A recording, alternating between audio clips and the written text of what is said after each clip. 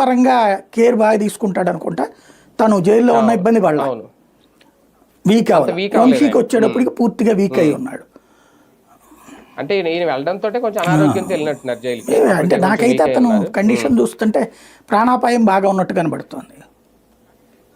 కానీ జైల్లో ఉన్నప్పుడు వైద్యుల పర్యవేక్షణ ఉంటుంది కదా సార్, అంటే ఏం జరిగినా రెస్పాన్సిబిలిటీ వాళ్ళదే కదా. వైద్యులు జైల్లో ఎంతమంది చచ్చిపోతుంటారు.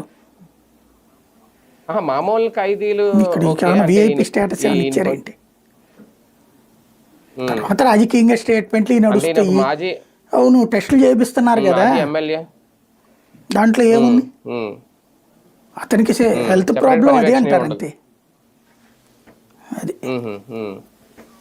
హెల్త్ ప్రాబ్లం ఉంటే అత్యవసరంగా బెయిల్ ఇచ్చే అవకాశం వెళ్ళే అతనికి. ఇప్పుడు ఒకటేంటంటే వీళ్ళు చేసిన పని, వంశీకి చుట్టూ ఉండే అనుచర గణం చాలా స్ట్రాంగ్ గణం ఉంటుంది, అట్లాంటివన్నీ ఏర్పాట్లు చేసేది.